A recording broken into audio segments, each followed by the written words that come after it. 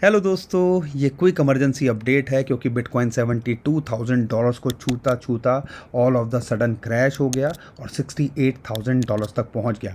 इस टाइम पे थोड़ा रिकवर करता दिख रहा है और जितने भी अदर बड़ी क्रिप्टो करेंसी भी हैं वो डबल डिजिट के अंदर जो है गिरती हमें दिखी।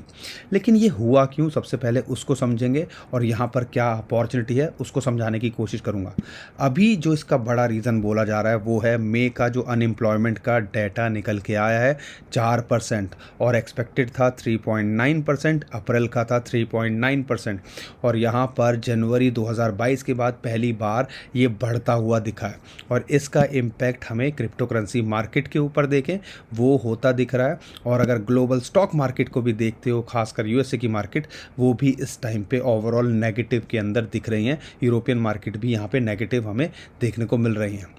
लेकिन हमें ऐसा लगता है कि यहाँ पर जो है कहीं ना कहीं अगर यूएसए की मार्केट देखते हैं तो कुछ खास नहीं गिरी है, आधा % भी नहीं गिरी है और यहाँ पर क्रिप्टो करेंसी मार्केट देखें तो धड़ाम से गिर गई है।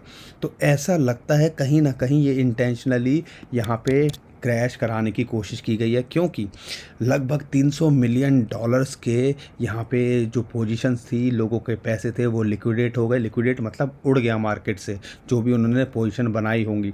और यहाँ पर अगर हम देखते हैं बिटकॉइन ETF के अंदर जिस हिसाब से लगातार बाइंग हो रही है, 5,000 बिटकॉइन ब्लैक रॉक ने कल खरीदे थे, 2,000 परसों खरीदे थे, उससे पहले 4,000। ऐसे अगर फेडेलिटी की बात करते हैं 3,000 5,000 बिटकॉइन वो लगातार खरीद रहा है।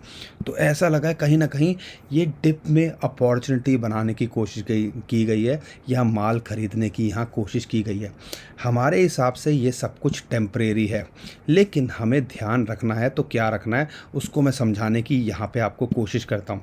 अगर आप चार्ट्स को देखोगे तो एक फेयर आइडिया लग जाएगा कि एक इम्पॉर्टेंट सपोर्ट इसको $69,000 पे मिल रही है और 21 डे मूविंग एवरेज की भी सपोर्ट है, जैसा हमने आपको पहले भी कई बार बोला है। लेकिन अगर आप देखते हो इंपॉर्टेंट सपोर्ट इस टाइम पे $65,000 है। अगर ये यहाँ नहीं टिकता फिलहाल तो हमें लगता ही नहीं कि ये सपोर्ट यहाँ तोड़ने वाला है। और आपको देर सवेर में, क्योंकि ये सब कुछ जो चीज़ें होती हैं वो शॉर्ट टर्म के लिए होती हैं, टेम्परेरी होती हैं। जो भी हमें ये मार्केट के अंदर देखने को मिलता है ये सब कुछ शॉर्ट टर्म के अंदर होता है। और यहाँ पर अगर हम ओवरऑल देखते हैं तो ऐसा लगता है मार्केट रिकवर करती दिखेगी।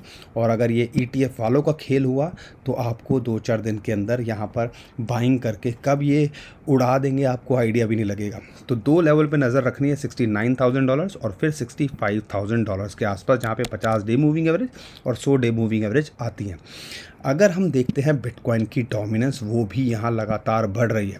क्यों? इससे क्या पता चलता है कि बिटकॉइन तो यहाँ पर इतना नहीं गिरा। अगर हम देखते हैं दूसरे जो ऑल्ट कॉइन्स मतलब जो दूसरे कॉइन्स गिरे हैं, तो ये कहीं ना कहीं इसी तरफ इशारा किया जा सकता है कि कहीं ना कहीं डिप में बाइंग करने की कोशिश की जा रही है। इथेरियम की बात करते हैं, हम एक अपॉर्चुनिटी देख रहे हैं। अगर गलती से $3350 या $3500 के आसपास आए तो एंट्री यहाँ बनाई जा सकती है। एक बड़ी, अगर आप देख रहे हो, अपॉर्चुनिटी हो सकती है। ओवरऑल देखते हैं, मैटिक की बात करते हैं, जिस रेट पे है लगभग अगर देखते हैं 0.065, इनफैक्ट $0.06 तक चला गया था। एक बड़ी अपॉर्चुनिटी इसके अंदर भी थी। डॉज कॉइन ज़्यादा खास नहीं टूटा है, लेकिन हाँ $0.15 के आसपास ये भी अपॉर्चुनिटी दे रहा है। शिबा इनू भी 0.000023 के आसपास अपॉर्चुनिटी दे रहा है। अगर मैं फ्लॉकी की बात करता हूँ, फ्लॉकी के अंदर इसको एक इंपॉर्टेंट यहाँ सपोर्ट मिली लगभग जो आप कह लीजिए 25,000 के आसपास। लेकिन हम यहाँ पे एंट्री के लिए इसको अवॉइड करने को बोलेंगे। अगर ये इस लेवल के आसपास आता है 17,000 तो हम एंट्री यहाँ बनाने की सोचेंगे। डॉट की बात करते हैं, $6.5 के आसपास ये आ गया, $6 तक पहुँच गया था। तो सारे कॉइन्स आपको एक अच्छी अपॉर्चुनिटी दे रहे हैं। अगर आप अपॉर्चुनिटी का फ़ायदा उठा सको, खासकर अगर गाला की बात करते हैं 0.038 के आसपास मिल रहा है, तो यहाँ पे सब में एंट्री बनाई जा सकती है। और जितने भी बड़े कॉइन्स हैं वो आपको एक अपॉर्चुनिटी यहाँ पे दे रहे हैं। तो ध्यान रखिएगा, इसीलिए कहते हैं स्पेयर में पैसा आपके पास में होना चाहिए। तब कभी अगर ऐसे मार्केट क्रैश करे तो आप उनका फ़ायदा उठा सको।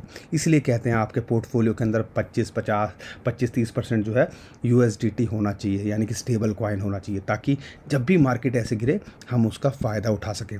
बाकी दोस्तों इंपॉर्टेंट जो रीज़न था हमने बता दिया। बाकी कोई भी अपडेट आएगी हम आपको करने की कोशिश करेंगे।